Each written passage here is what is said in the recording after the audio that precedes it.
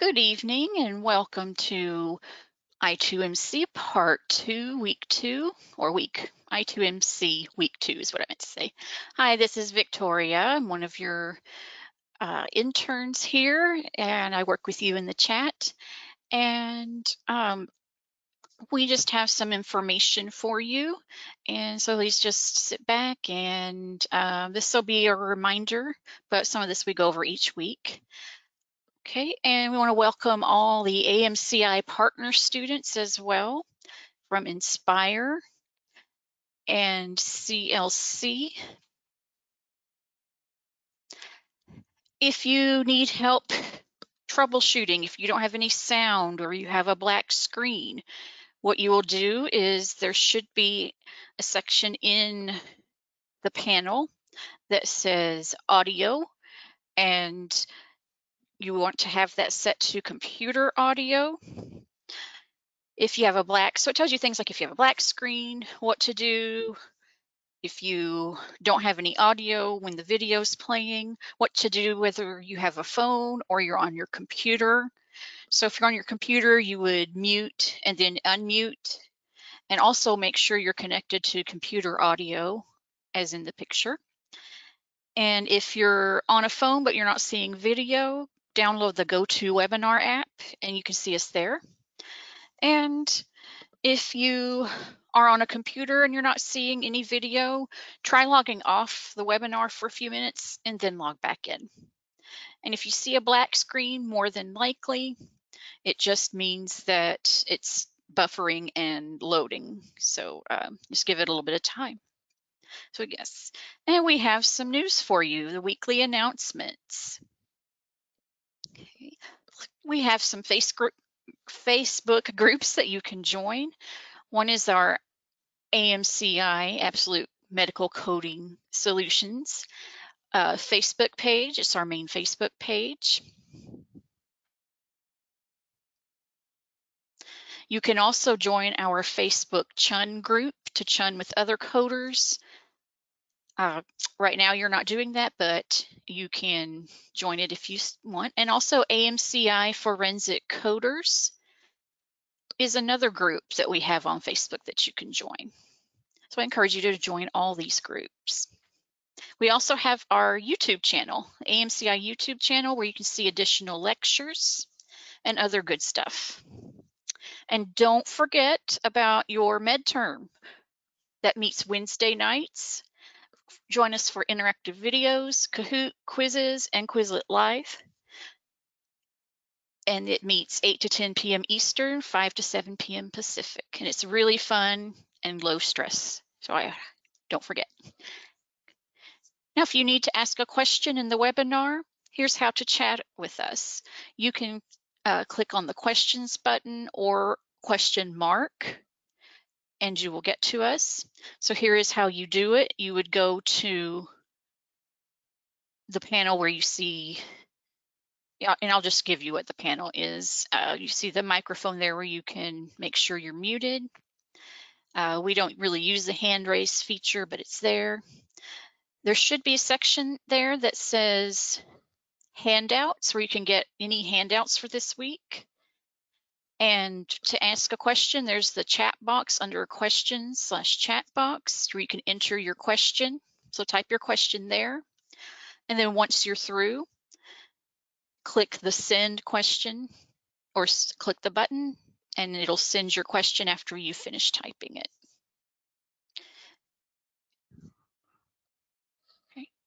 Once you click the square in the right corner, it separates the box from the webinar panel, and you may now adjust the width and length of the chat box. So that way, if you want to disconnect it and have it separately from the panel, you can, so that you can watch and ask questions at the same time. Now we'll talk about our class handouts. Any link handouts are sent in the chat. So you'll see them in the chat and you can click on the link to open and save if you want to save it. The drop and excuse me. Yes, there is and it is in that drop down box here for handouts. Okay. All right, and so how to get the most out of the weekly webinar? One is to interact during class, and it'll be much, much easier for you to interact if you complete all your homework the by the time you get here, because remember, it's a flip mode. So we have this, you do the homework, and then this teaching is supplemental to that. Also, if you want to have a great webinar experience, don't surf the internet while in class. Be responsive in the chat. Attend class for the duration. And if you're using a mobile device, make sure you download the Log Me In app.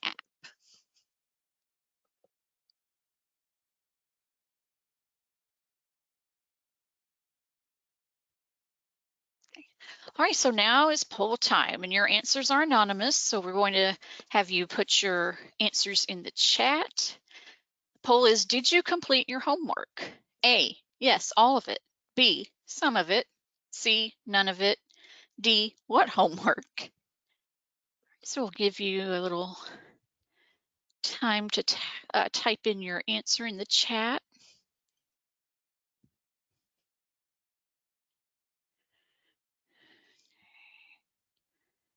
Oh, I'm seeing a lot of A's so far and some B's. Good.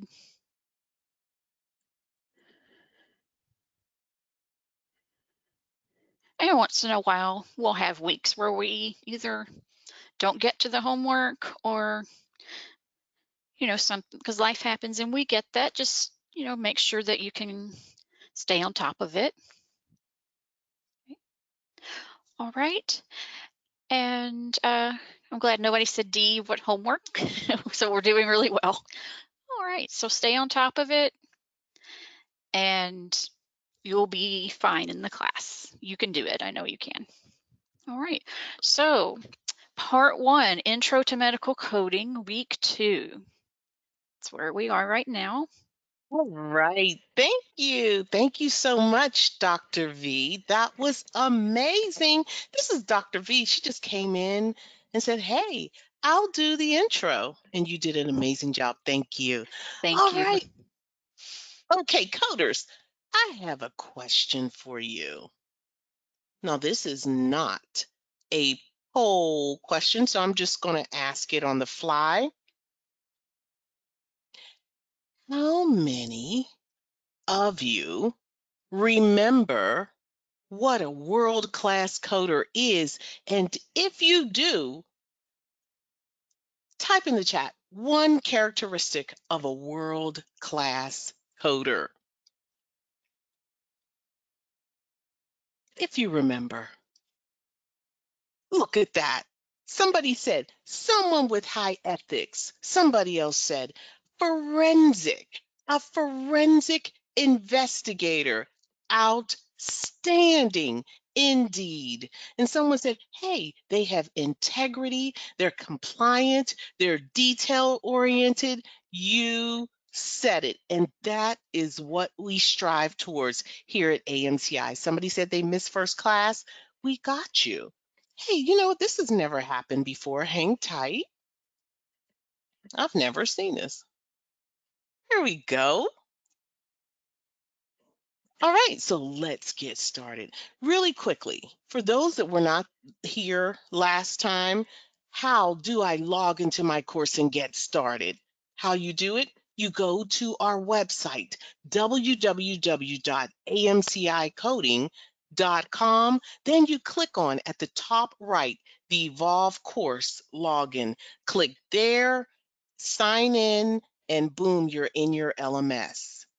Also, the books required for this class, the three book the three books that are required are the CPT, ICD 10-CM, HCPCS Level 2. If you are in Part 1 and you intend to test in 2023, then you need current year manuals. If you are an I2MC or you don't intend to test in 2023, go ahead and you get the used manuals. They are really inexpensive right now. So get used manuals if you are in I2MC and you're not sure if you're going to be testing or moving on. You're just kind of getting your feet wet. Don't make a huge investment. Get the inexpensive books. Also, the Bucks step-by-step textbook and workbook are required if you're in part one. If you're not, if you're in I2MC, it's just recommended.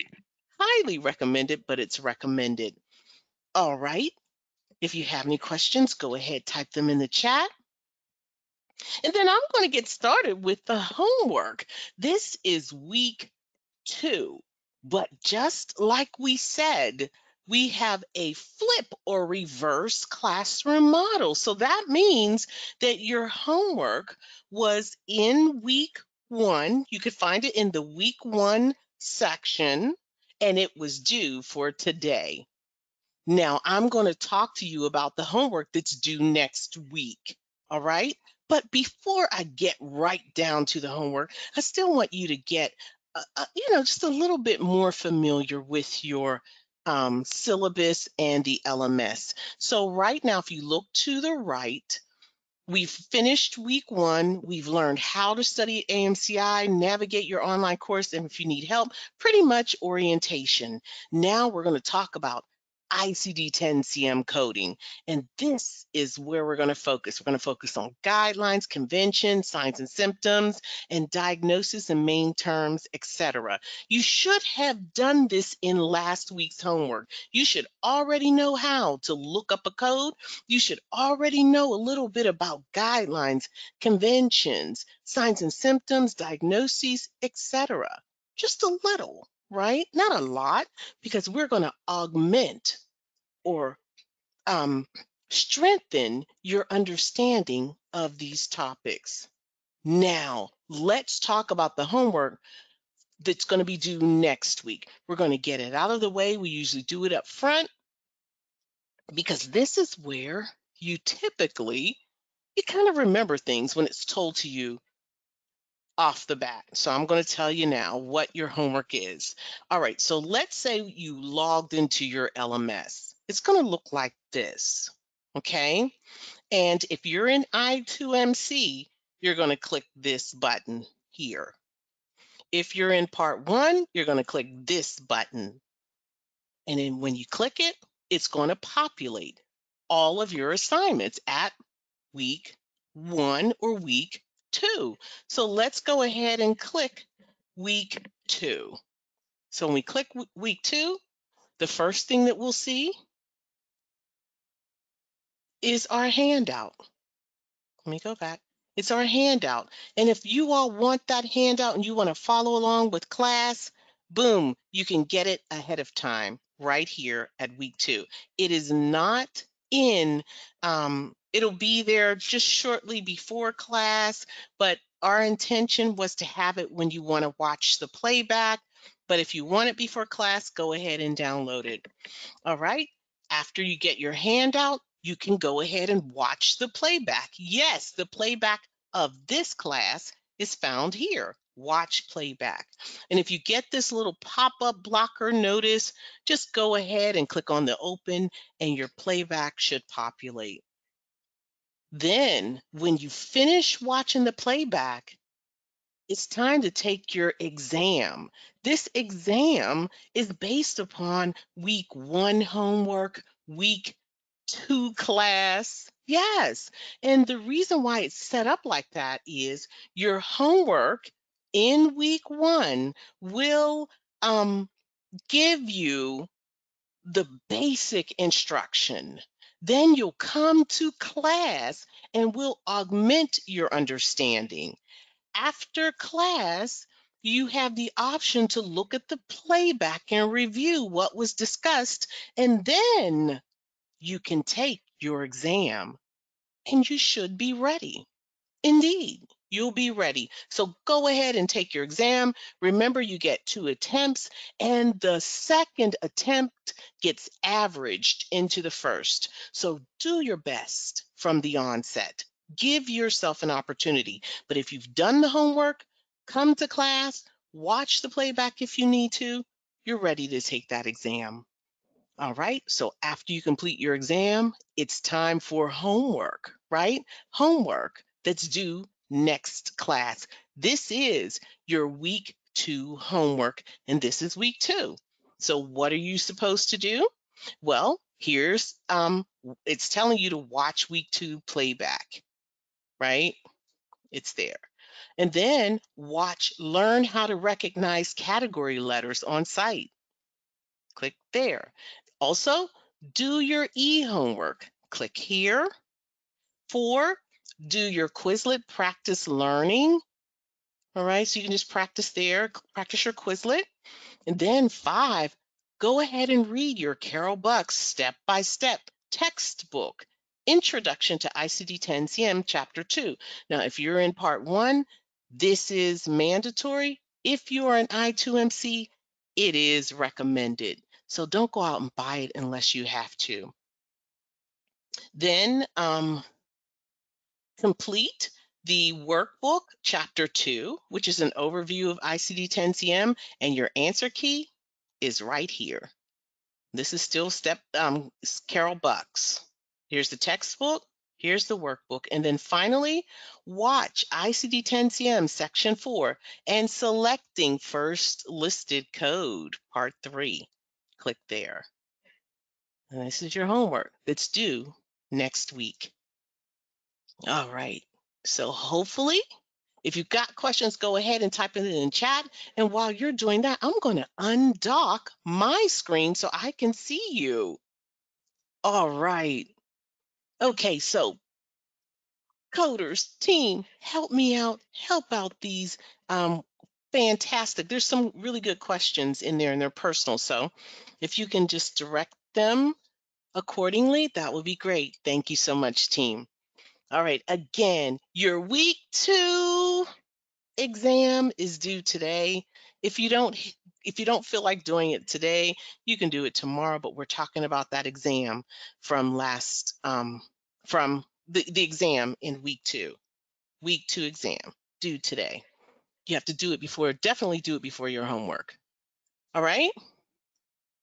Now it's time for our weekly webinar class instruction. All right. So, first things first, we're going to do our due diligence and read our copyright. CPT is copyright of 2023 AMA. All rights are reserved. CPC is a registered trademark of AAPC, and content found within this presentation is copyright of AAPC. Keyword concept, FTR Chun, AMCI Fab 7, AMCI Flip Tap, and MCG are all trademarks of AMCI.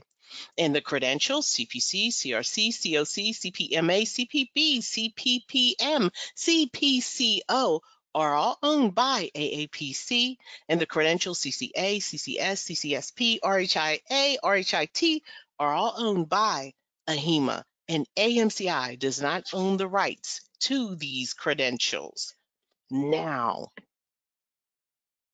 in the homework assignments, you should have learned the following. You should have learned the basic structure of a code. ICD-10-CM general coding guidelines and conventions. How to look up a basic ICD-10-CM code and how to identify the main term. Okay, coders. For those of you that have done the homework, did you learn all 4 of these items?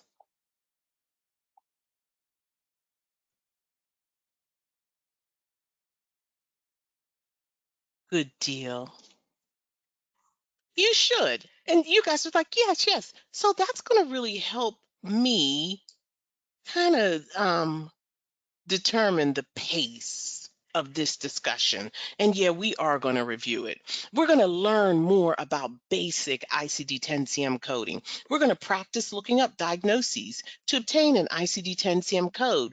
We are going to learn how to select main terms. And if you weren't clear, you're going to be more clear after today. We're going to learn about conventions and general coding guidelines for ICD-10-CM, And hopefully we're going to bring you one step closer to ICD-10-CM coding mastery. All right, so introduction to ICD-10-CM. Well, this on the right is your ICD-10-CM manual. And there are 3 steps to look up a diagnosis code in ICD-10-CM. There are 3 steps, and those 3 steps are: number 1, you look up the main term in the alphabetic index. Number 2, verify that code in the tabular list. Number 3, review all guidelines. Now, ICD-10-CM requires that coders know and understand coding guidelines. So today we're going to touch on some of these guidelines, and just know applying the guideline requires skill. So in addition to looking up the code, you have to apply the guideline.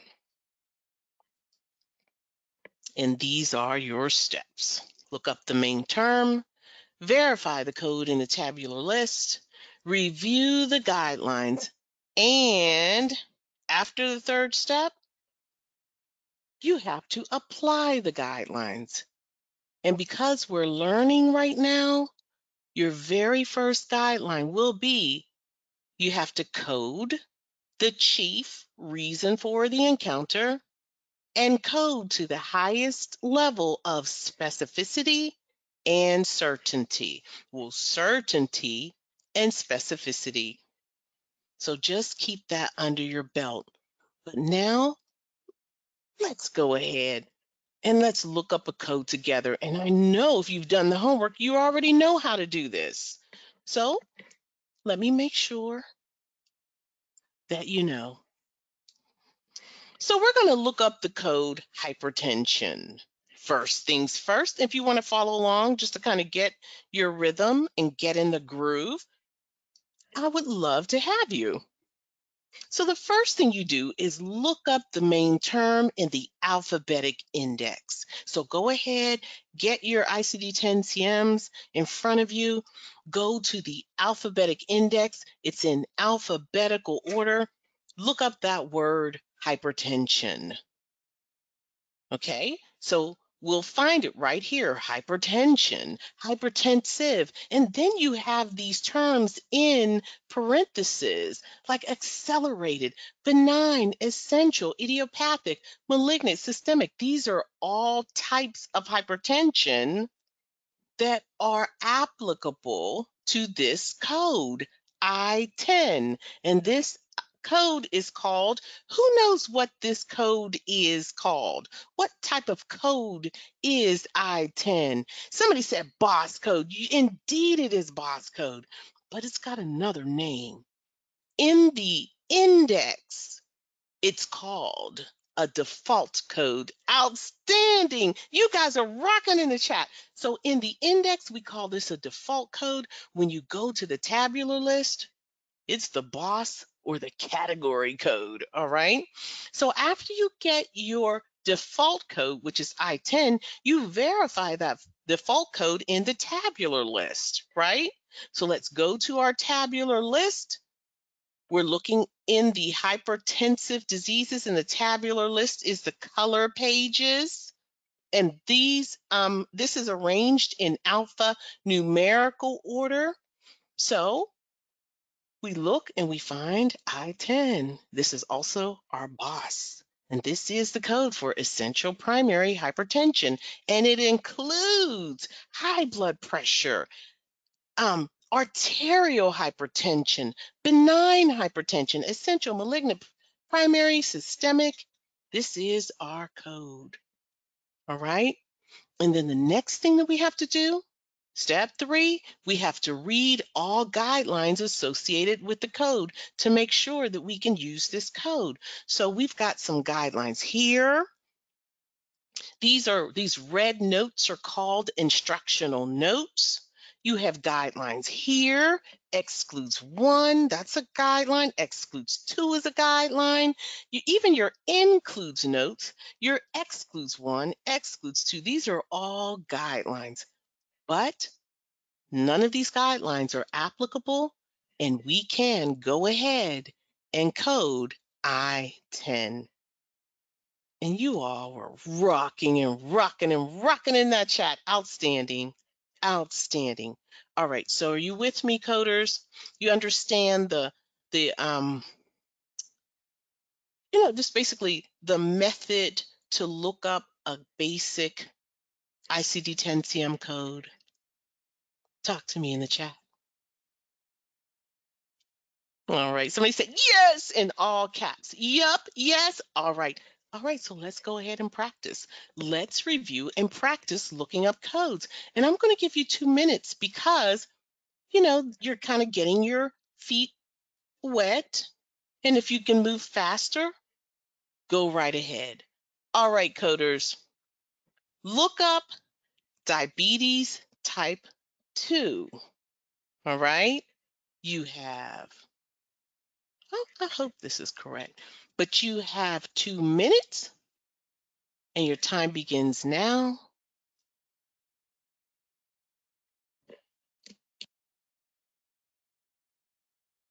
Go ahead and put the code, the ICD-10-CM code, in the chat when you're completed, when you're ready.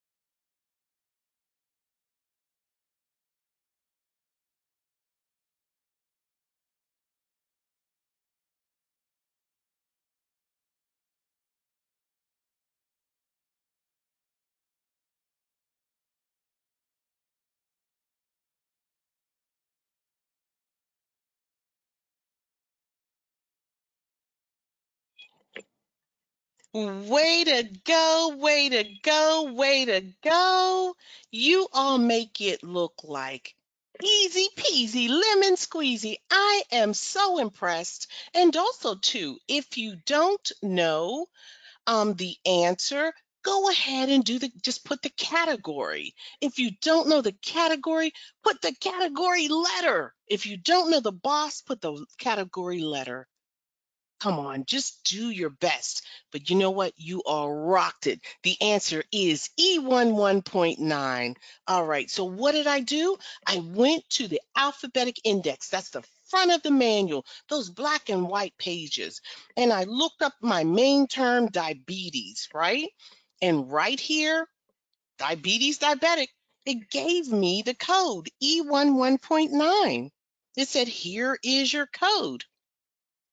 So I'm going to go do my due diligence. You never stop here. You always verify because there could be some guidance. There could be some guidelines or instructional notes that you need to follow.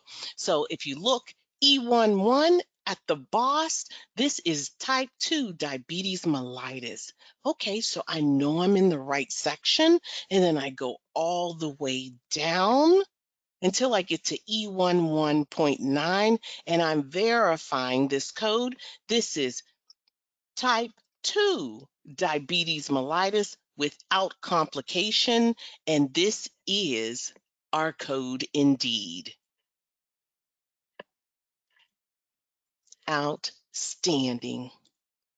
All right, somebody said, hey, I need to find my glasses. I know what you mean. I need mine too. So go ahead, you rocked it. You did. Outstanding. All right, you all ready for another one? All right, so someone said their book doesn't have that code. I need you to do this. I need you to go to E11.9 in the tabular list. And then that means you have to scroll a little more. Scroll down a little more. You're going to bypass a lot. Keep going. E11.9. All right. You guys, and definitely let us know in the chat when you find it. All right. We got another one. You all ready? Asthma. All right, coders. What is the ICD-10-CM code for asthma? And your time begins now.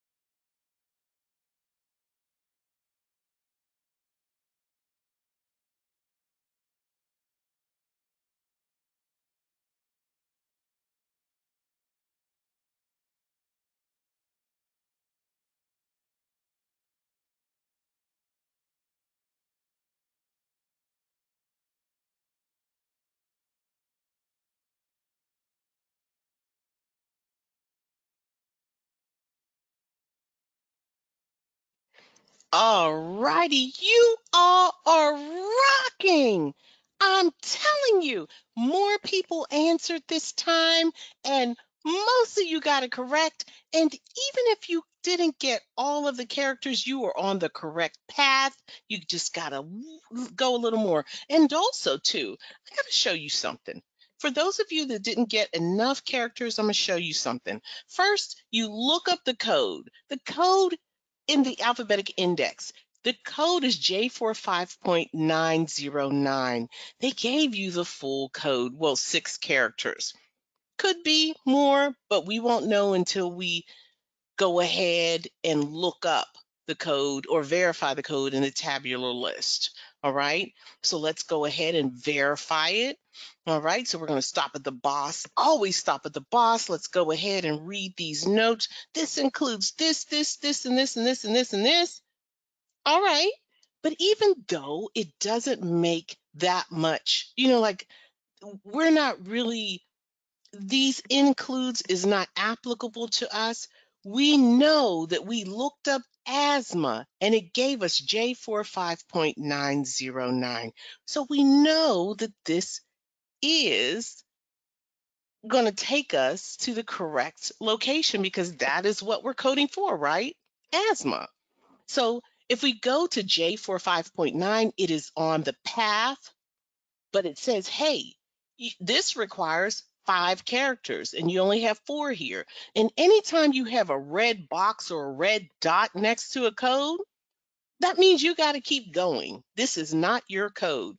All right, so let's go ahead and look underneath J45.90. Let's look at that. This says unspecified asthma. That really tells us that, hey, we're on the right path because the doctor did not specify the type of asthma. So we're going to keep going. And underneath, we see our J45.909. It says unspecified, uncomplicated asthma, right? And then underneath, it says asthma, not otherwise specified. Indeed, this is just regular old asthma. I'm not saying regular or plain, but it's not specific. So this is indeed our code. All right. So if we take a look at instructional notes, they are not applicable. So we can go ahead and code J45.909. Outstanding job, everyone. You all rocked it. Okay, I hope you're ready. We got another one. Epilepsy. All right, what is the code for epilepsy? Your time begins now.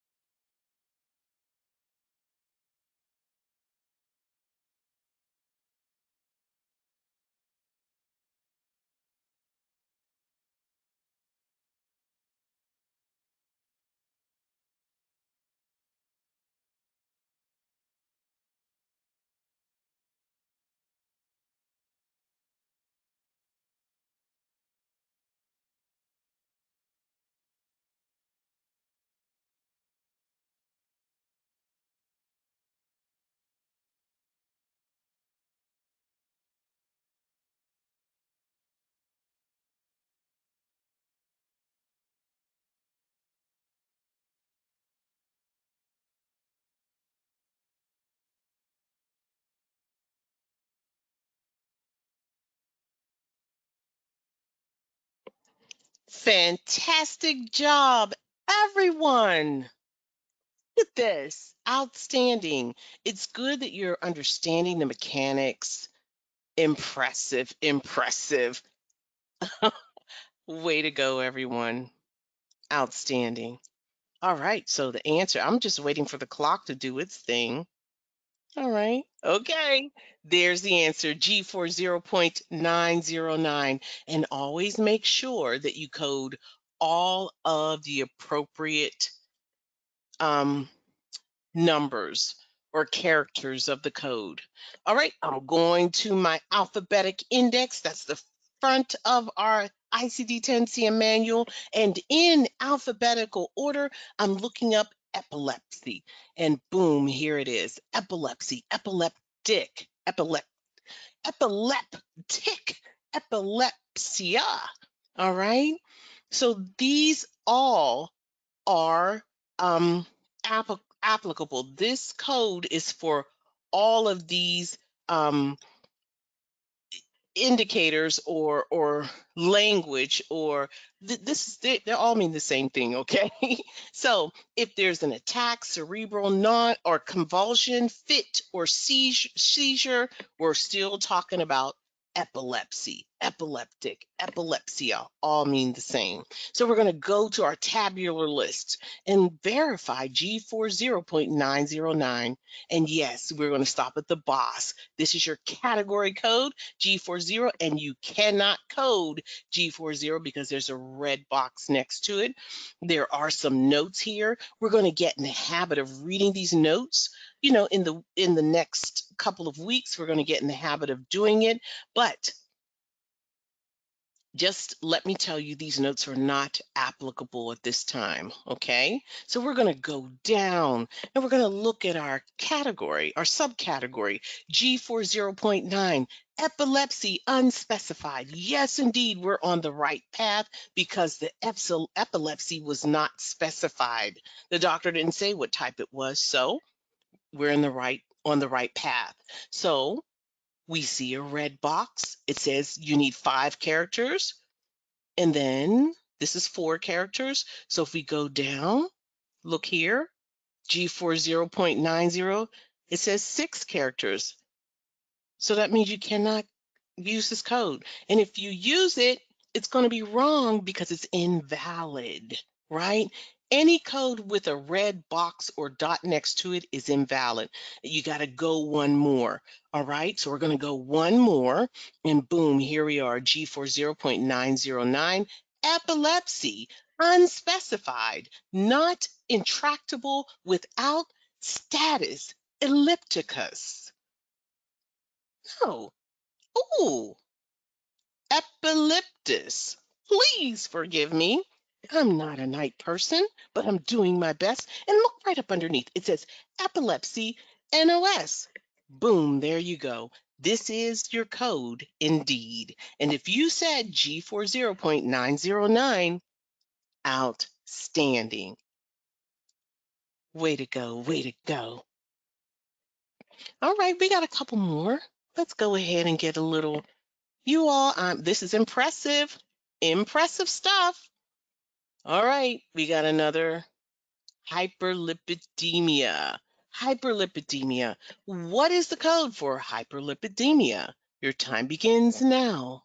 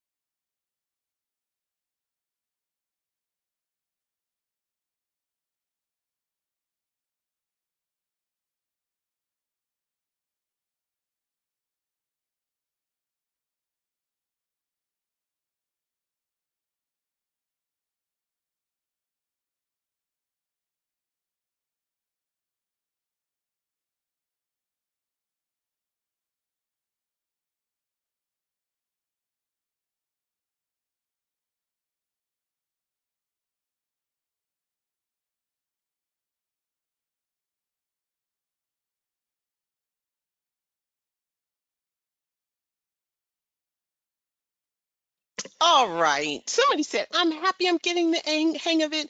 I'm happy too. Outstanding. You all rock this one. I'm not going to bore you with it. The answer is E78.5. I went to my index, those are the black and white pages in the front of the manual, and I looked up and found hyperlipidemia, or um, look at this, hyperlipemia. Ah, hyperlipidemia, hyperlipemia, same meaning. E78.5. You know, I never noticed that. All right, so I'm going to go and verify my E78.5. I'm going to stop at the boss E78. If you look at it, you notice you can't code it because it says this requires a fourth character. So we're going to keep going until we go down and find on our path E78.5, hyperlipidemia unspecified. And this is the answer. How are you feeling, coders? I'm feeling good. I'm loving what I see. I'm loving what I see. The final one, obesity. Obesity. You all don't even need 2 minutes, but let's go ahead and look up obesity.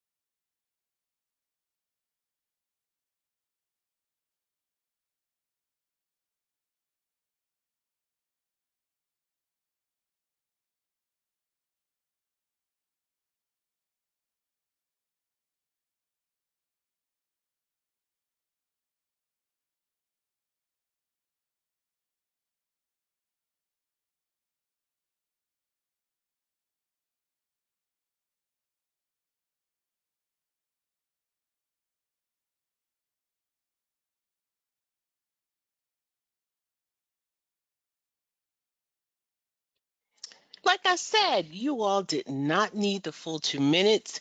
You're doing amazing. 100% of what I can see have all said the same thing. You all got it correct. You all said E66.9, outstanding.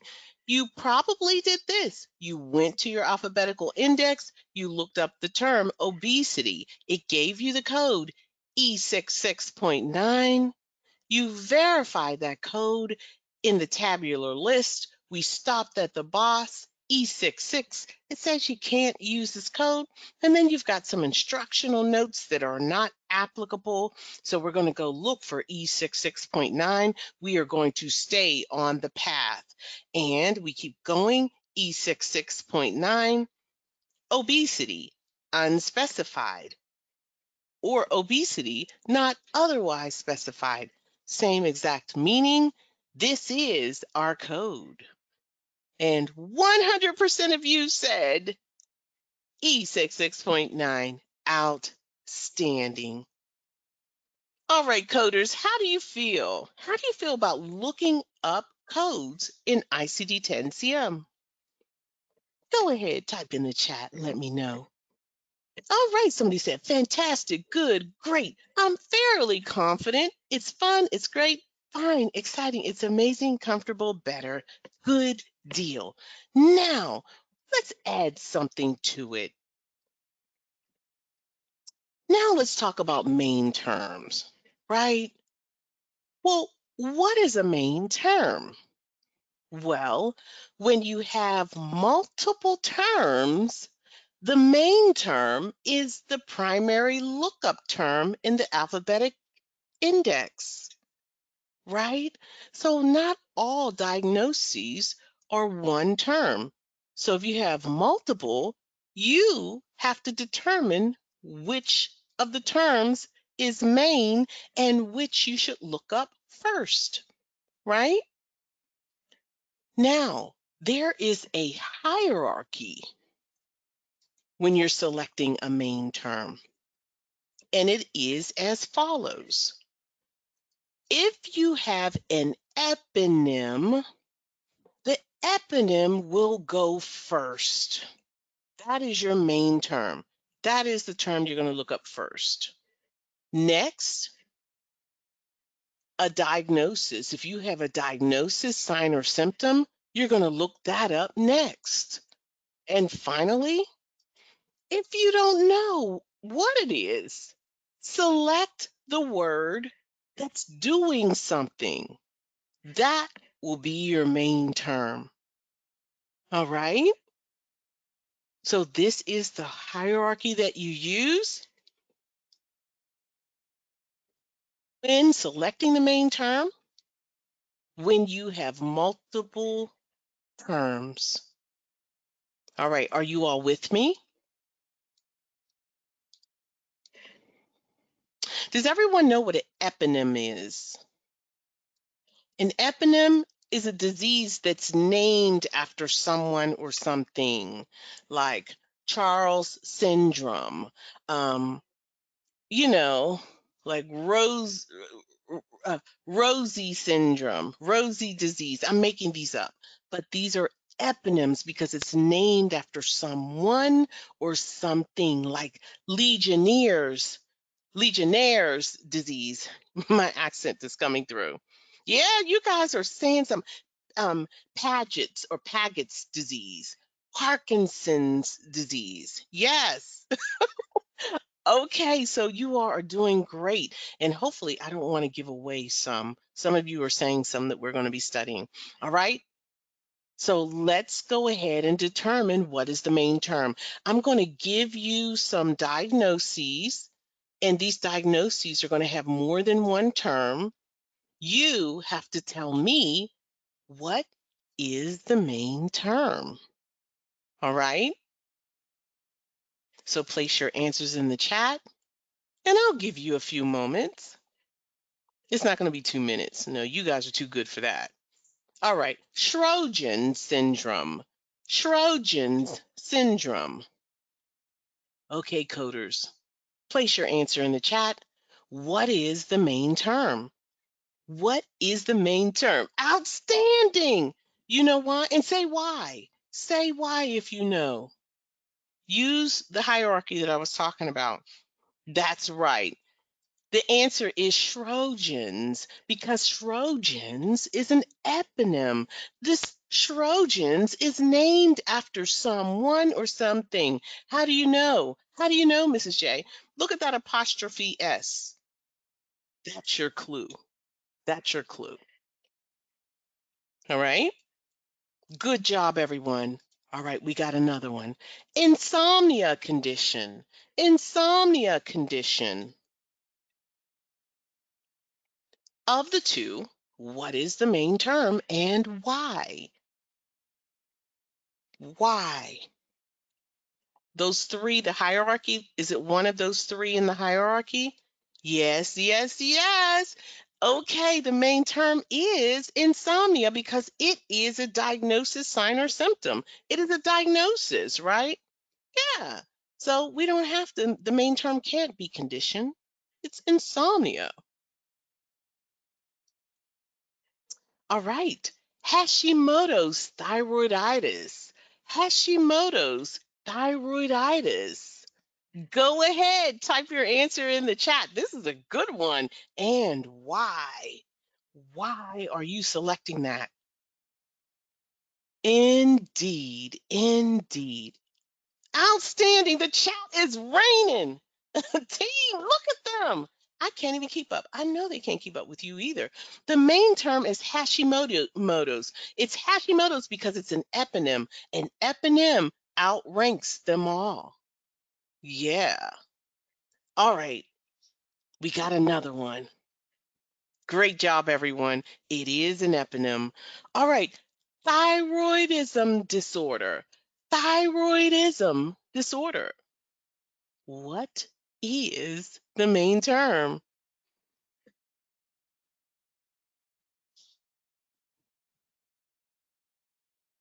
All right. Outstanding. Yes, it's thyroidism. Absolutely. Why? Because it's a diagnosis. Outstanding. I'm loving this. I'm loving this. All right. We got another one. Muscle spasms. Muscle spasms. What is the main term? Go ahead, type your answer in the chat. Look at that. Look at that. OMG. OMG. And say why. Say why. Good job. Spasms. Spasms is a diagnosis, sign, or symptom, right? If you think about it. And it can kind of stand on its own. Like I have spasms. It's not specific, but that is a diagnosis or sign or symptom. Yeah, somebody said it could be doing something. Absolutely. But spasms can kind of sit on its own, right? It can. All right, here's another one. You ready? Abnormal heart rate. Abnormal heart rate. What is the main term? Woo, woo. Look at that. It's raining. You're still raining. You're raining. You're raining. Okay, this is a little different. Your main term is abnormal or heart rate because they're both doing something, right? They're both doing something. Heart rate is doing something. Okay, great job, everyone. That's an aha moment for everyone if you didn't know that. Here's another one.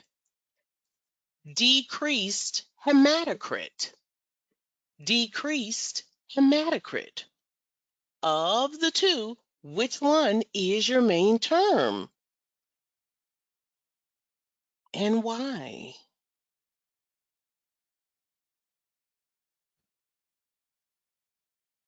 Okay, is it an eponym?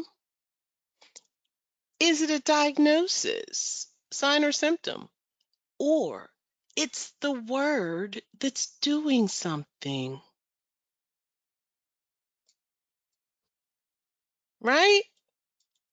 It's decreased because it's the word that's doing something. And I'm going to tell you something. A lot of people got thrown off and said hematocrit. What is hematocrit, right? That's a blood level, right?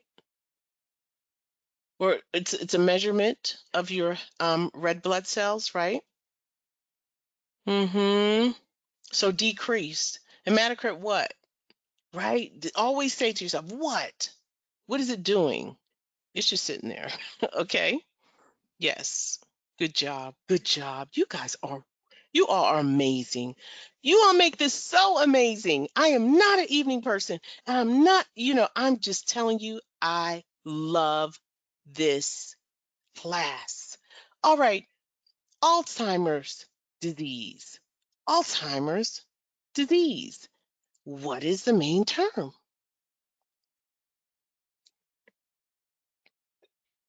Indeed. And why? Indeed. You guys are rocking it. They said Alzheimer's because it's an eponym. Outstanding. All right, we got another one. Joint stiffness. Joint stiffness. Of the two, what is your main term? Mm-hmm. Outstanding. You guys are rocking it. You are telling me why. You all said stiffness because it's a diagnosis, sign, or symptom, right? Or it could be the word that's doing something because if you don't know, it's the word that's doing something. So stiffness is kind of like a sign of some other problem, right? Your neck could be stiff, your back, your joints, etc. All right, another one. Elevated blood pressure. Elevated blood pressure. Of the two, which one is your main term? Yep. You guys are rocking, rocking, rocking, rocking. You know what you're saying? Everybody's saying elevated because it's the word that's doing something. All right, here we go. Here's the last one. Difficulty swallowing. Difficulty swallowing. Of the two, what is the main term? And guess what? Everybody's just, it's either or difficulty. So everyone's just kind of mixed. And you know why you're mixed? Because it could be or, either or, right? The word that's doing something. It could be difficulty, it could be swallowing. Look it up, you'll find it. Good job. It's either or, so you're all right. Okay, so let's go ahead and review the main term order. First, your eponym. Second, your diagnosis, sign, or symptom. Or third, the word that's doing something. Now, coders, some of you might say, hey, I think, there's some kind of blurred lines, right? The word that's doing something, it could be a symptom, etc. But you know what, coders? There is no right or wrong way to do this. AMCI came up with this order to give you some guidance so that you can have a pattern to determine the main term, right? So it's always good to have a method to do something. That way you don't have to think about the method whenever you're taking the exam. Just go in there and say, boom, this is the eponym. And it doesn't necessarily mean that's true. If it doesn't come up, you go to the diagnosis. If that doesn't come up, go to the word that's doing something. Just have a method so that you can work the scenario in the most efficient way. That's it. All right. Now, we are going to, I got another, this is determine the main term, but I also want you to code this. So this is going to take a little longer. So I'm going to give you a diagnosis, and then I want you to determine the main term, look it up, and then give us the code. All right. All right. So what is that diagnosis? Acute frontal sinusitis. There are three terms here. All right. Go ahead and determine what is the main term and then look it up and provide the code. All right. Your time begins now. You have 2 minutes.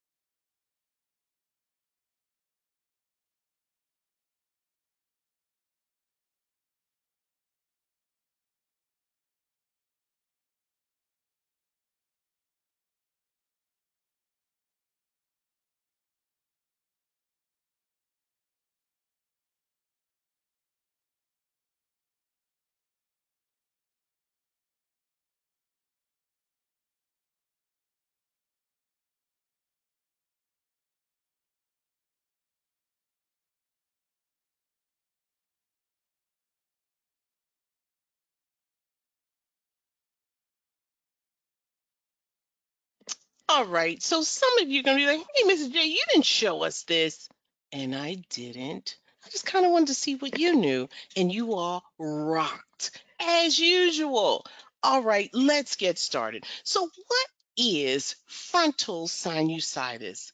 Well, it's inflammation of the frontal sinus, okay? So, your frontal sinus are here and here, and it's inflamed. And the left are your healthy sinus, and the right are your inflamed sinus. And you have pairs of sinus.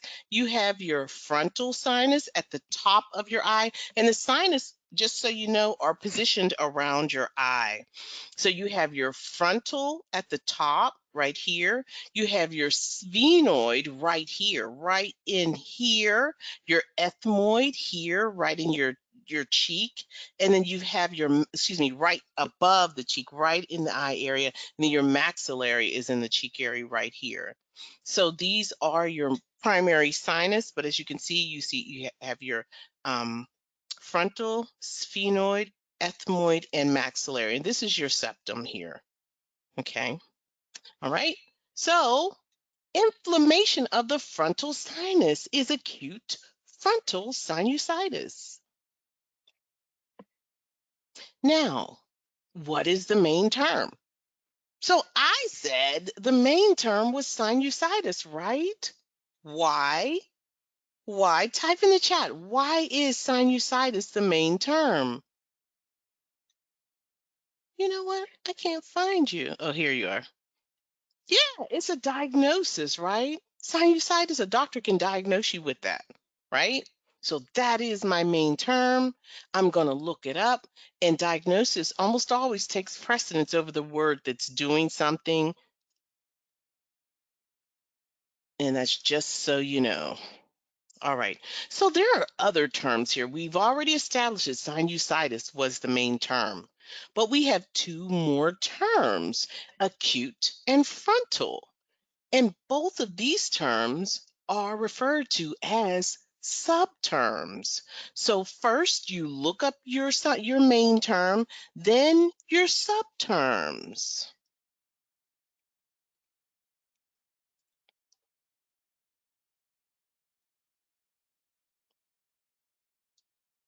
All right? So 9 times out of 10, it's going to be your sinusitis first, acute next, and frontal. Or it could be frontal, then acute, but 9 times out of 10 it's acute before that. But these are your subterms. Now let's go ahead and look them up in the alphabetic index. We're going to begin with sinusitis, our main term. Then you see these little gray lines. These gray lines help guide you. If it's sitting on like sinusitis is sitting on that gray line, this is your main term.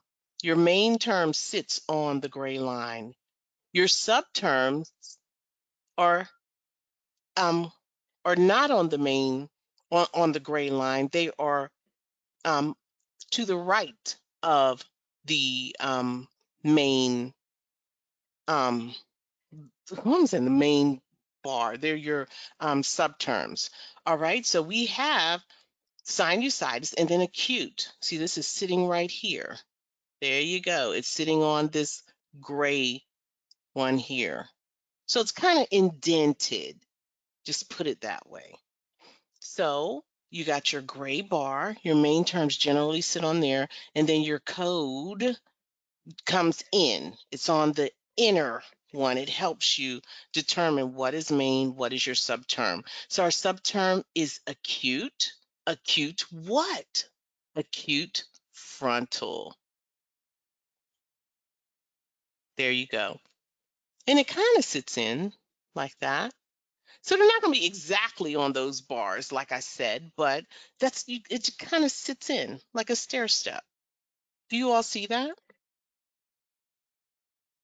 Yeah. So those lines kind of help you see the main term and the subterms. And there you go. J01.10.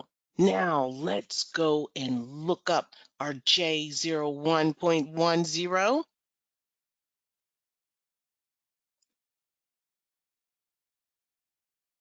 We're going to stop at the boss. Well, this is the beginning of the chapter. And these are your chapter categories. I love it. It's good to show you that. Now we're going to stop at the boss. J01. This is acute sinusitis. So we know we're on the right path. Now J01.10,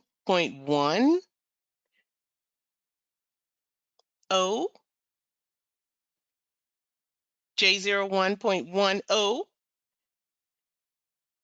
here's one. J01.1, here's the path. We got to skip this because this is not on the path. There's your subcategory, acute frontal sinusitis. But we can't code this J01.1. No, there's a red box. So let's go to the fifth. And boom, here it is. J01.10, acute frontal sinusitis, unspecified. You all didn't even need all that. You all just rocked it out. All right, so just want to remind you that now we're moving into these guidelines. Remember, we always have to code to the highest level of provider specificity and certainty. So what do you mean by that, Mrs. J? Well, if a doctor says that the patient's diagnosis is acute frontal sinusitis, then do not code acute sinusitis. No, the doctor was specific about where the sinusitis was, which sinus was involved, right? And don't just code sinusitis. Code it to the highest level of certainty and specificity. The doctor specified acute frontal, so we coded as acute frontal sinusitis. Good deal. Somebody say, hey, I left it out, but I got it now. Outstanding. All right, we're going to go ahead and finish up. This is your code. And if you got that correct, outstanding. All right, I think you're ready. I do. Okay, in your homework, you should have reviewed ICD-10-CM guidelines, right? I know you did. You guys are just so sharp, and you all said you did the homework. So I'm going to go ahead and just reinforce what you already should have learned. All right, so guidelines are the key. Guidelines is what distinguishes you or us coders from billers. A lot of billers believe they're coding because they can look up a code, right? You know, the technique is pretty standard. So if they can look up a code, they think they're coding, but it is the guidelines that makes us coders, and it ensures that we are coding correctly. And if you don't know the guidelines, often you're not able to code correctly all the time, right? Now, let's learn our first guideline. You heard me saying the chief RFE, the chief reason for the encounter. This will be our first guideline that we have to know. And that means that when you have multiple conditions, multiple diagnoses in one encounter, you have to, as a coder, have to identify of the multiple diagnoses, which one is the chief reason for the encounter? What is the chief reason that patient came to see that doctor? And no, it's not just because they walked through the door. All right, we're going to discuss that and we're going to learn that. And also, your second guideline that we're going to learn about is provider certainty and specificity. I already told you about, I gave you the example of frontal sinusitis, acute frontal sinusitis versus coding sinusitis. That is the best example I can give you about coding to the highest level of specificity. And certainty, that speaks to how certain the doctor is about the diagnosis. So if you code for the chief reason for the encounter and CNS, you're all good. Now I have an example. All right. So we have Joan who arrives to the doctor's office complaining of abdominal cramping. The doctor examines the patient and administers an ultrasound. Upon reading the ultrasonography results, the doctor diagnosed the patient with acute appendicitis. All right. So our job, we have to determine the chief reason for the encounter. And we're also reminded that we have to code to the highest level of certainty, doctor certainty, and specificity. All right. So I want to know, does anybody want to take just kind of guess and tell me what is the chief reason for the encounter? Anybody want to take a guess? A lot of people are just saying, look at this, outstanding, you're trying. All right, so the chief reason for the encounter. All right, coders, look, I'm going to show you how you determine it. What you do is you write down, here at AMCI, we tell our coders to document your signs and symptoms and your diagnoses, right? So the chief reason for the encounter, there are two possible: abdominal cramping and and appendicitis, right? So a lot of you said it's abdominal cramping. In fact, the majority of you said the chief reason for the encounter was the abdominal cramping. But no, it was not. The chief reason for the encounter was the appendicitis, because we're saying after the doctor determined why the patient has abdominal cramping, he rendered a diagnosis. So this abdominal cramping is a symptom or related to appendicitis. So ultimately, the chief reason for the encounter is appendicitis, not abdominal cramping, right? So the patient had appendicitis when they came through the door. The doctor diagnosed it to the highest level of certainty. So this really speaks to certainty. The doctor is certain that this patient has appendicitis. So we're not going to code the symptom. Are you all with me?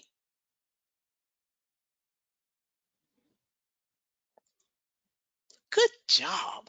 Now, we also have to code to the highest level of specificity, right? So go ahead and type in the chat. What did Mrs. J forget to do? Or what did she omit?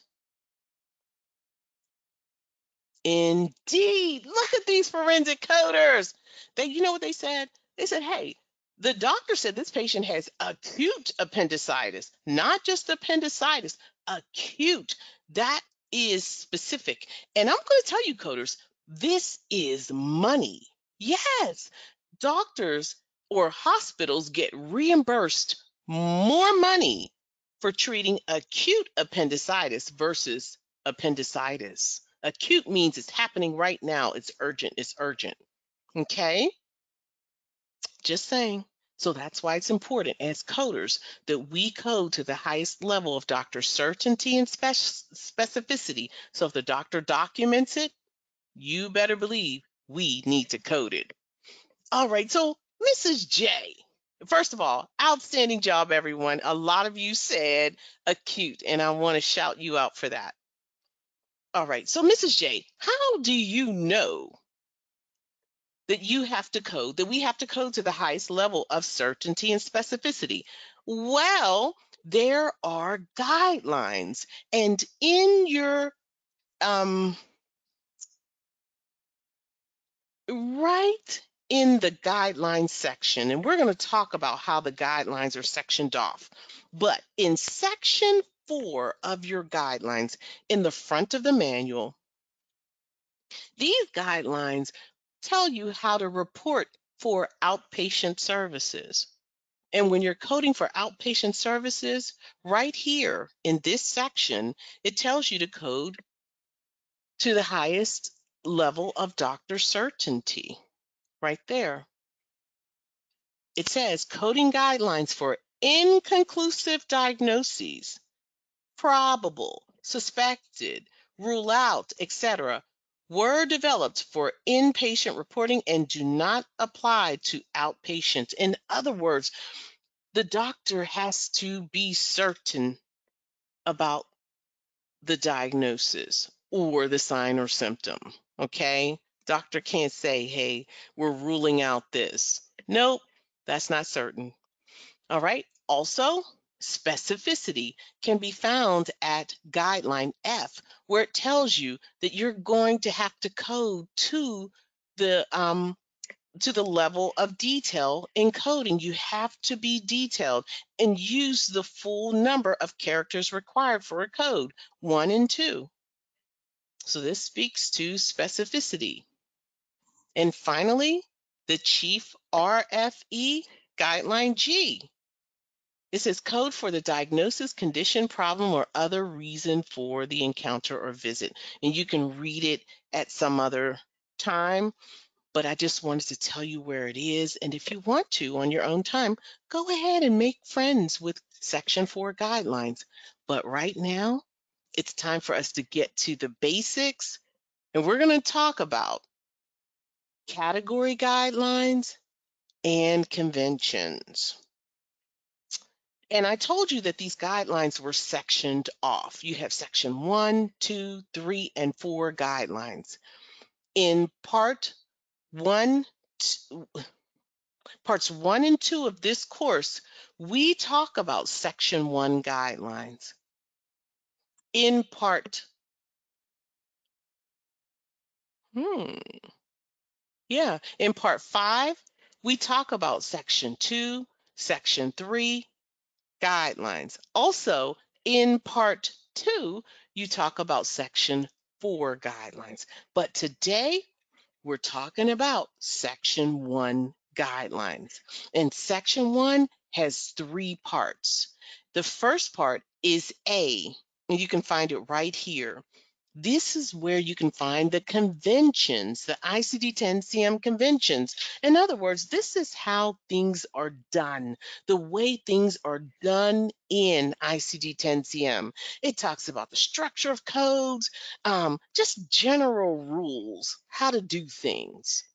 These are your conventions. Next, you have your your Part B guidelines. And these are general guidelines. And general are just general. That means that they are applicable when they are applicable. And they are not applicable if a higher ranking guideline supersedes it. Okay, so these are our general guidelines, and we're going to take a look at A and B. But Part C guidelines, these are chapter-specific guidelines. In other words, certain diagnoses have their own specific guidelines. And when you get to Part C, this is where you do really advanced study of the guidelines. So if you move on to Part 2, you'll study Part C guidelines and section 4 guidelines. But in this part 1, we're going to deal with A and B, right? So let's do it. All right, so let's begin with a convention. A convention is the way things are done in ICD-10-CM. Right? This is what we do. We've got an alphabetic index and a tabular list. We've already reviewed that you have to look up your codes first in the alphabetic index, then verify it in the tabular list, right? Also, the format and structure. If you looked at the lecture, you probably have already learned that the 3-character code is a category code, or the BOSS.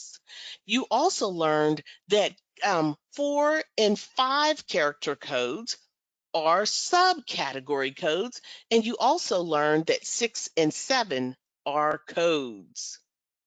All right. Also, the use of codes for reporting. Some agencies require that we use ICD-10-CM codes for reporting. Also, only codes are permissible, not categories or subcategories, and any applicable 7th character is required. So the use of codes for reporting. Also, you've got placeholder character. We're going to talk about that later. X marks the spot. Also, 7th characters. We're going to talk about that a little later. Abbreviations. NEC, that's not elsewhere classifiable. In other words, the doctor may have diagnosed the patient with the condition, but the condition is not in the book. NOS is not otherwise specified. That means the doctor wasn't specific about the diagnosis. So if a patient has hypertension, the doctor didn't specify the type. So hypertension, NOS. Also, you've got punctuation that you should have reviewed. You've got brackets, parentheses, colon. The use of the word and. And means and or. Other and unspecified codes. Well, not only do doctors not specify conditions, there are codes that are they kind of go with that type of non-specific code. Often a point 0.9 is an unspecified diagnosis. Also, the words other and unspecified, the difference between the two.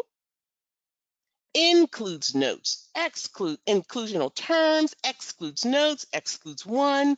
All right, so we are going to really get into these as we move along, right?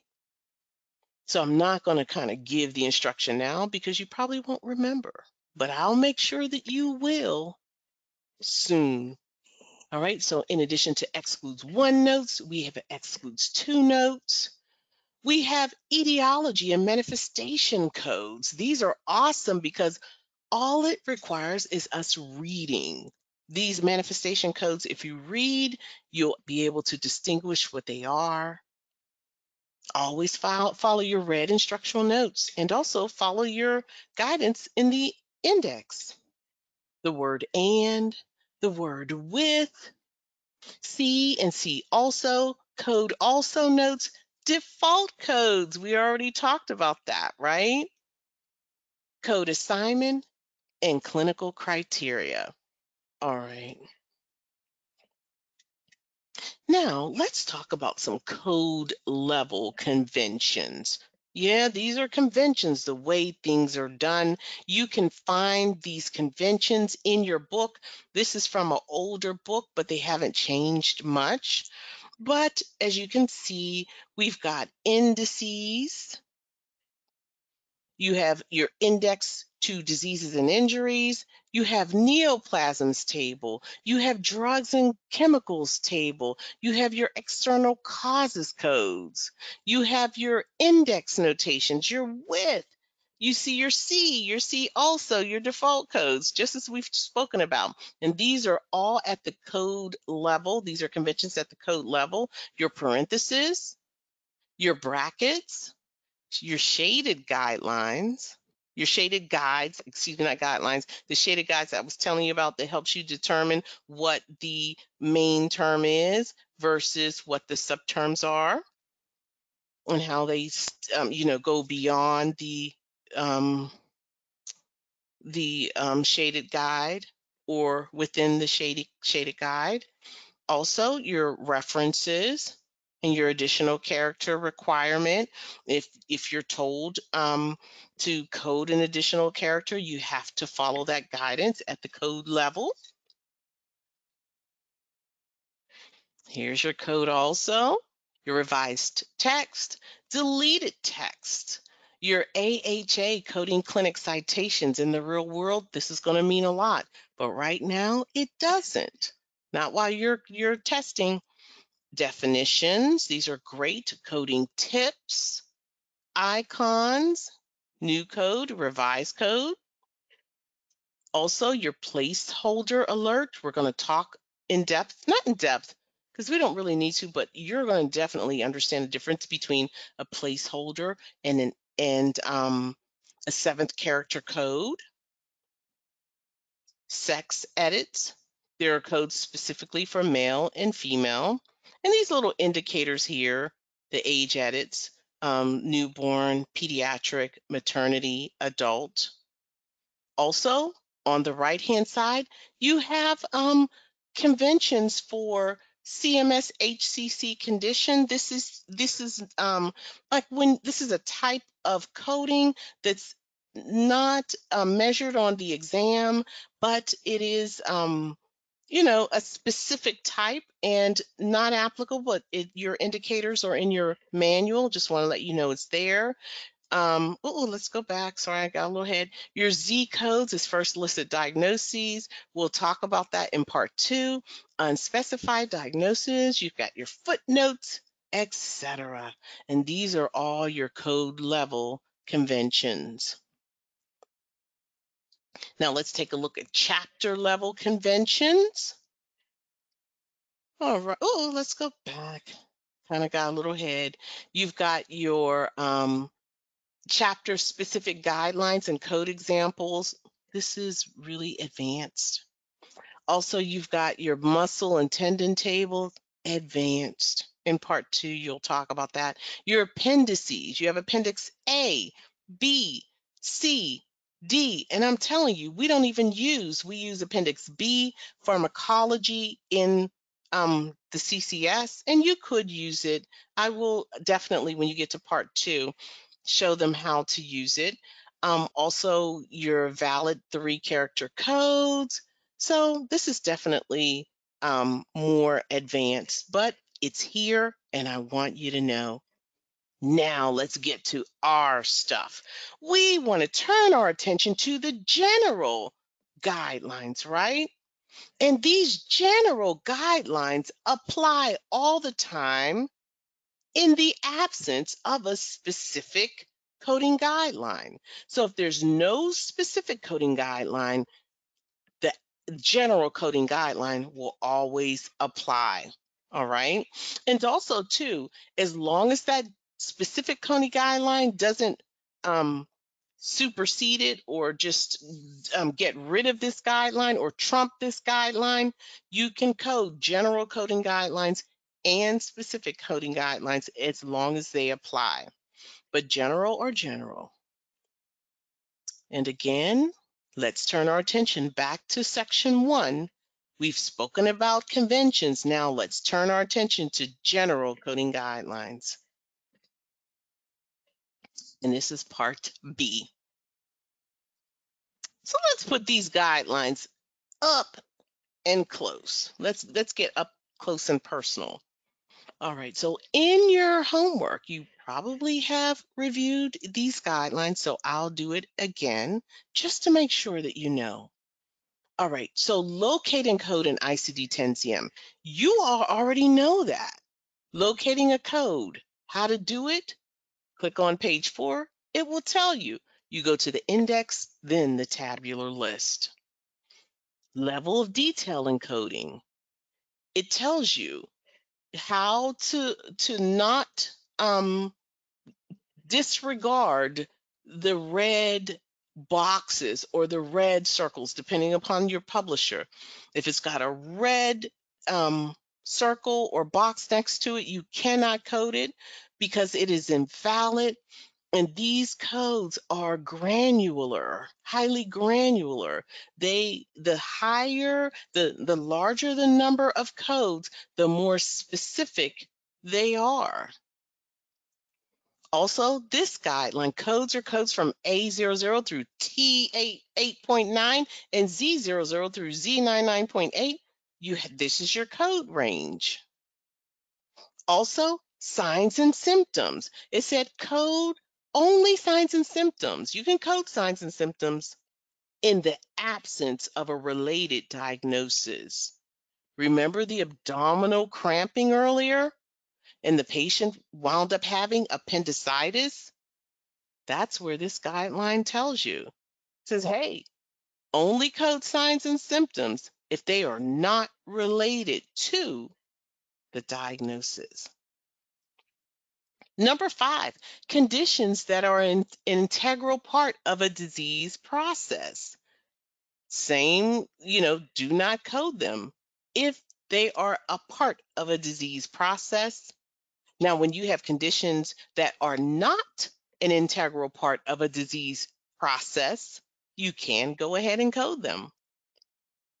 When you have multiple coding for a single condition, for instance, if it's required that you use 2 codes for a single condition, code them both. In fact, you will have indicators that tell you when you see brackets around a code in the index, it's going to let you know that this is a manifestation code. You must code this in addition to the primary.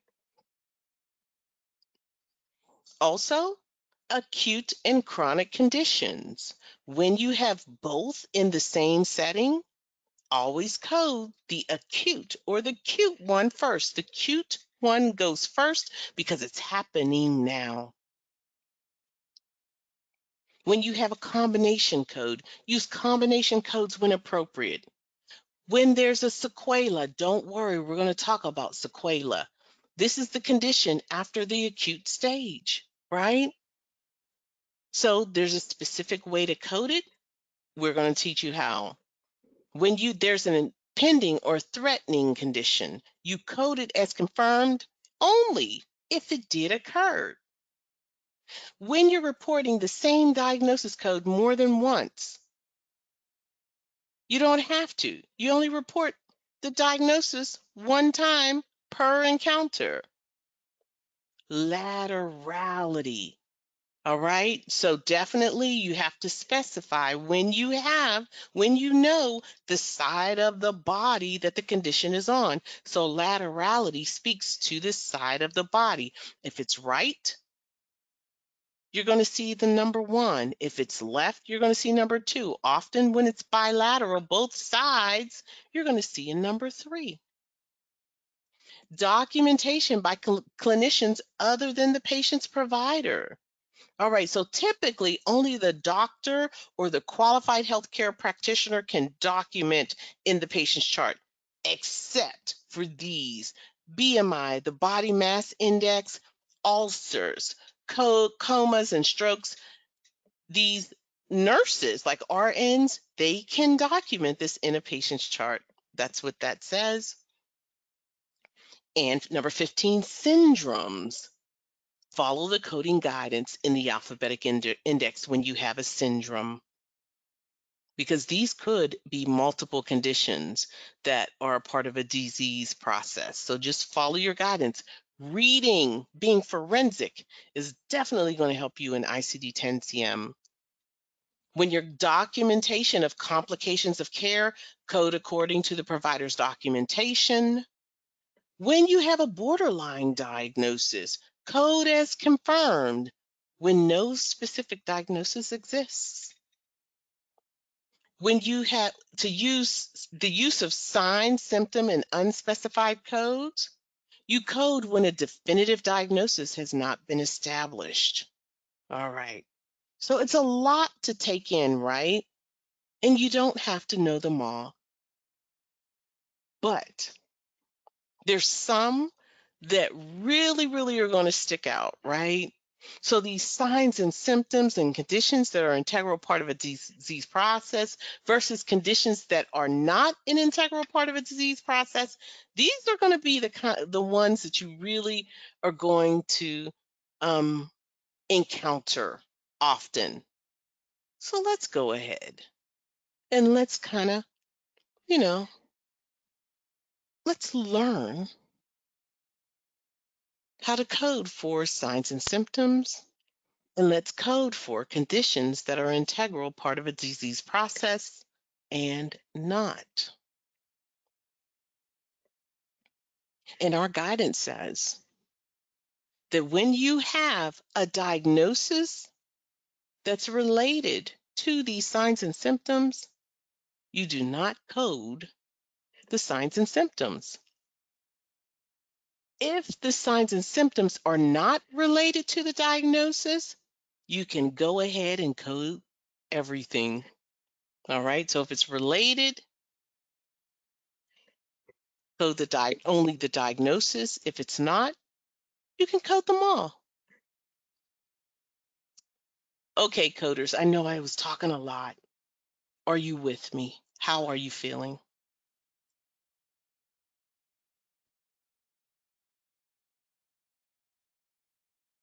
Somebody say, hey, can you explain this? I got it for you. It's coming. All right, so here, it's easier to see the examples versus me talking. So here it is. All right. So basically, what is a sign and symptom?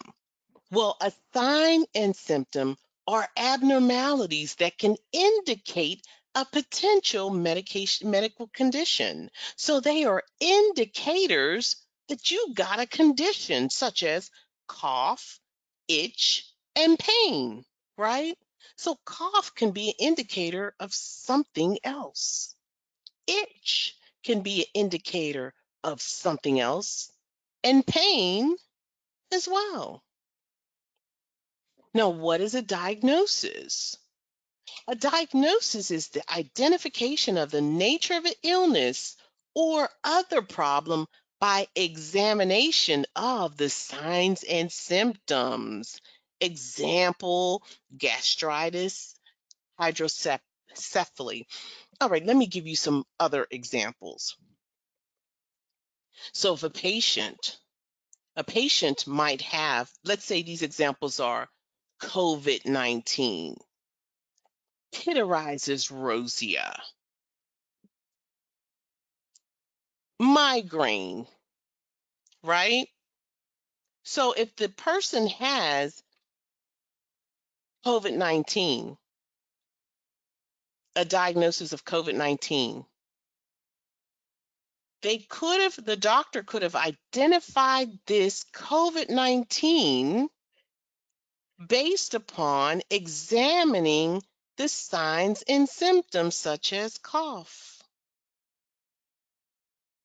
If a patient has pityriasis rosea, the provider could have identified the nature of this illness. The doctor came to this conclusion by examining the signs and symptoms such as itch,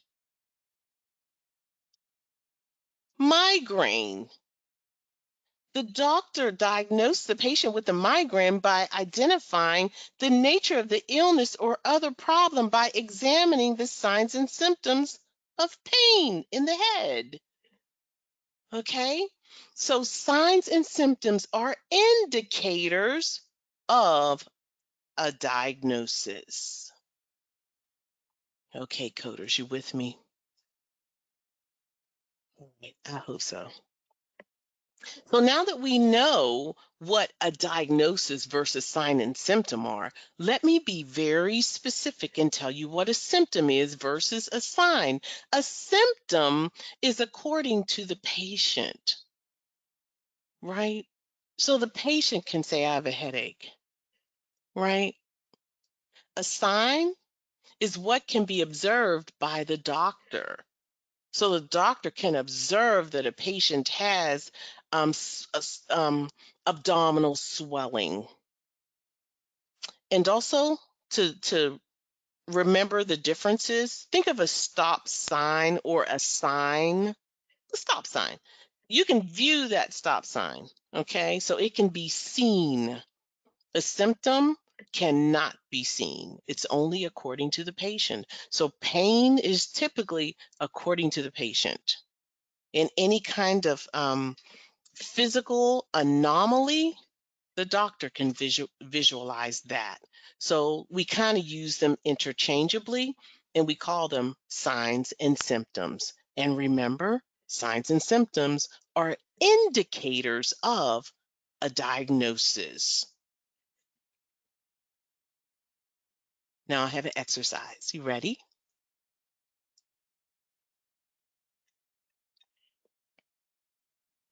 All right. So I need you to tell me, is it a diagnosis or sign or symptom?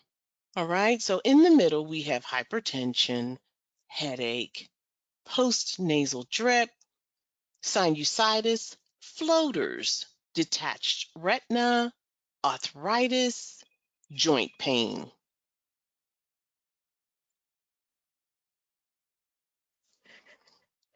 All right.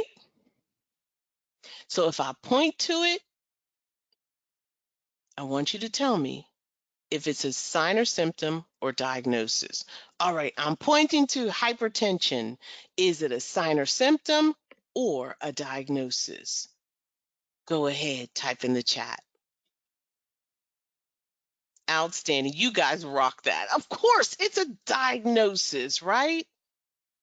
Okay. So what is headache? Is it a diagnosis or sign or symptom? Yeah.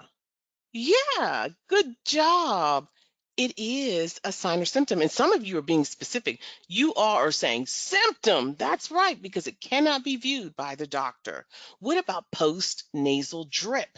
Is it a diagnosis or sign or symptom?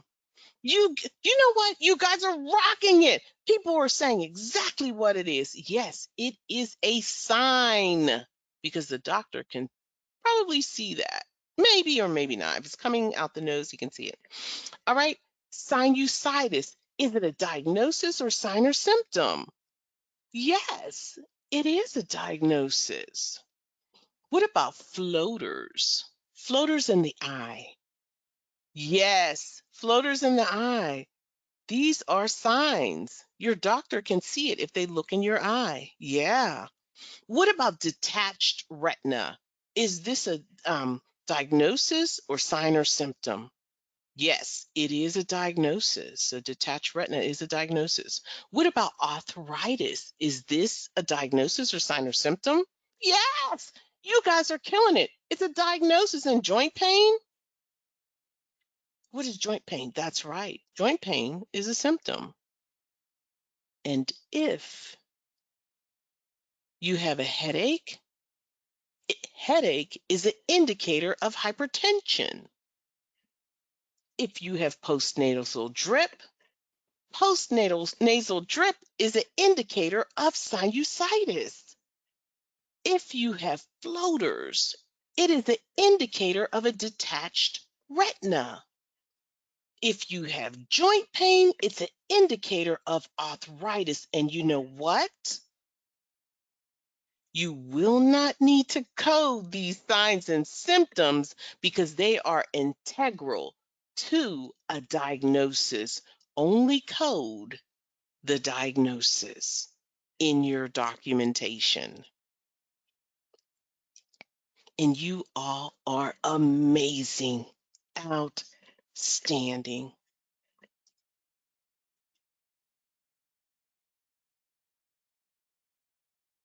Now, I have an example. Here's a scenario.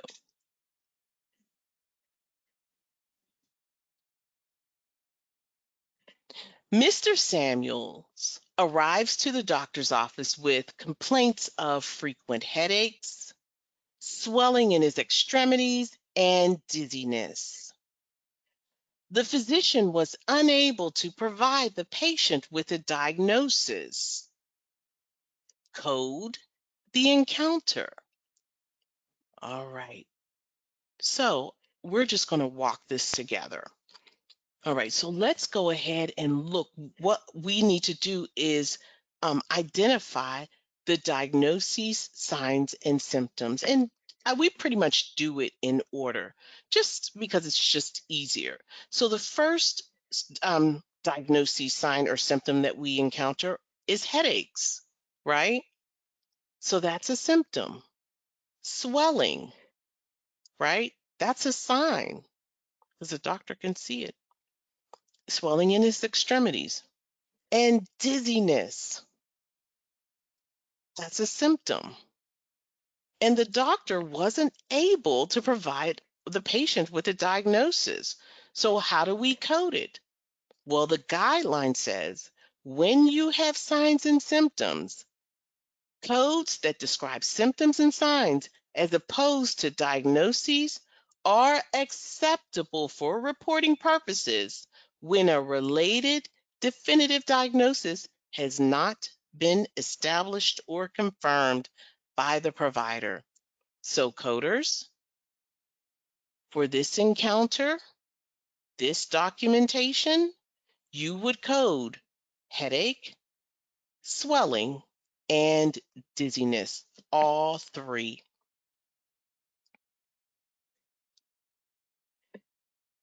Are you with me? Good job. Some of you are saying, putting it in there. Good job. All right, so here's another example of the guidance. Mr. Samuels arrives to the doctor's office with complaints of frequent headaches, swelling in his extremities, dizziness, and pounding in the chest. At the end of the encounter, the physician diagnosed the patient with hypertension. What should the coder code? Well, since the doctor diagnosed the patient with hypertension, good job. You guys are, hypertension is rocking the chat. You all spam in the chat with hypertension. Indeed. And frequent headaches, swelling in the extremities, dizziness, and pounding in the chest are all indicators of hypertension. They're all related, so you would not code them. And this is your guideline. Conditions that are an integral part of a disease process, signs and symptoms that are associated routinely with a disease process should not be assigned as additional codes unless otherwise instructed by the classification. So there you go. Outstanding job, everyone. Outstanding job. All right, so we're winding down. It's a little late. I didn't realize it was so late, and in due time. So just want to make you aware that these guidelines, 4, 5, and 6 of general coding guidelines, we covered it, and this is what it means. So in essence, do not code signs and symptoms that are related to a diagnosis, and if it's not related, you can code them. All right, so today we reviewed conventions, general coding guidelines. We practiced looking up codes. We practiced identifying the main term. And don't forget, the eponym is first, diagnosis, sign, and symptom second, and or the word that's doing something is third. There you go, it looks like this. All right. So great job, everybody. And I want to know how many of you have logged on to Quizlet? Anybody get a chance to log on to Quizlet? Good, good, good. So there is a link in your LMS. Definitely check it out. You can play games. Use this, use Quizlet as your flashcards. You don't have to buy paper anymore. You don't have to buy flashcards anymore. Quizlet is your flashcard. Your mobile device becomes flashcards. Think about it. Yeah. So there is a exercise for ICD 10-CM guidelines and general coding guidelines. I advise you to go in there, go practice, and I'm telling you, you can have fun too. You're going to learn these guidelines and have fun as well. So I definitely encourage you to do so. So I want to go ahead and conclude and say, always remember that you possess the ability to turn your dreams into reality. Even if it necessitates a considerable amount of time and effort, believe in yourself, stay determined, and continue to strive toward your goals. I have faith in you, and I know you can do this. I do. All right, so coders, I want to say fantastic job.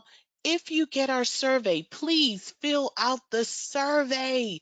If you have a question, go ahead and ask that question. But before you ask the question, watch the playback. If I did address it and you may have missed it, feel free to watch the playback. All right. Okay. So on that note, I want to say so long. Have a wonderful, wonderful weekend, and we'll see you next week.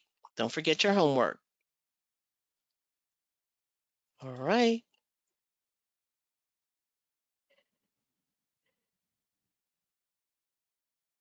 4,000 exam passers and free classes at AMCI.